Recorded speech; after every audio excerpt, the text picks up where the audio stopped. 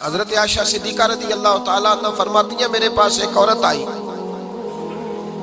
तो मैंने उसे, उसके साथ 2 बेटियां थी उसकी, मेरे पास 3 खजूरें थी, मैंने उस बीबी को दे दी। 2 बेटियां थी। उस औरत ने क्या किया, मैं देख रही थी, माँ थी ना और बेटियों की माँ थी। उसने पहले एक एक खजूर दोनों बेटियों के मुंह में डाली और फिर जो खजूर उसके पास बच गई, मेरा ख्याल था ये खाएगी, लेकिन उस माँ ने उस खजूर के 2 टुकड़े किए और वो भी अपनी बेटियों के मुंह में डाले। हजरत आयशा सिद्दीका फरमाती है, उसका अमल इतना हसीन था, उस बीबी के इस अमल के अंदर इतना हुस्न था कि मेरी आंखों में भी वो बात रह गई, दिल में भी रह गई, रूह में भी समा गई।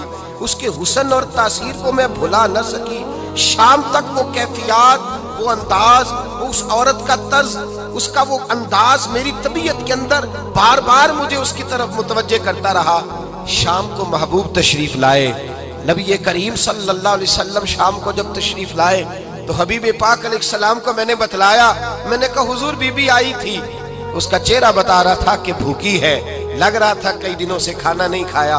3 खजूरें थी ही मेरे पास 3, 2 बेटियों को दे दी, वो खा सकती थी, लेकिन या रसूल अल्लाह सल्लल्लाहु अलैहि वसल्लम उसने खाई नहीं, वो भी खजूर 2 टुकड़े करके बेटियों में बांट दी है।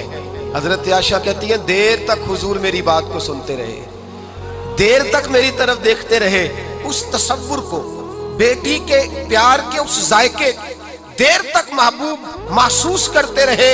और फिर फरमाया, आयशा जो दुनिया में बेटियों की वजह से आजमाया जाएगा, जब कयामत का दिन आएगा तो रब उससे हिसाब नहीं लेगा, बेहिसाब ही जन्नत में दाखिल फरमा देगा। अल्लाह फिर उससे हिसाब नहीं लेगा जो बेटी के सबब से आजमाया जाए। यानी हुजूर ने बाप को कहा कि बेटी को मुसीबत ना समझना, अगर कभी उसके मेके से झगड़े का पैगाम भी आ जाए, अगर कभी दोबारा तुझे उसकी तरफ पलट कर जाना भी पड़े।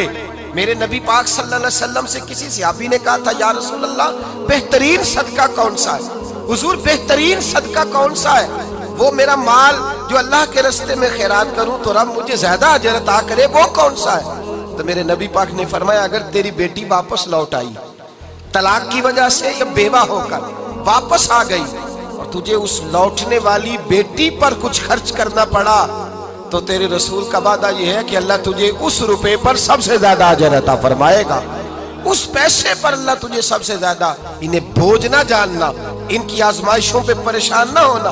कर कभी बेटी का पैगाम आ जाए कि उसको फिर से ये तकलीफ हुई है, बाप समझने लगा था कि मैं तो फारिग हो गया, निकाह करके मैं फारिग हो, फिर अगर कभी उससे पैगाम आए तो मेरे मुस्तफ़ा करीम ने फरमाया वो परेशान ना हो, वो दुखी ना हो, बल्कि जो बेटी की वजह से आजमाया जाएगा उससे तो हिसाब ही नहीं लिया जाएगा, अल्लाह बगैर हिसाब ही जन्नत अता फरमा देगा।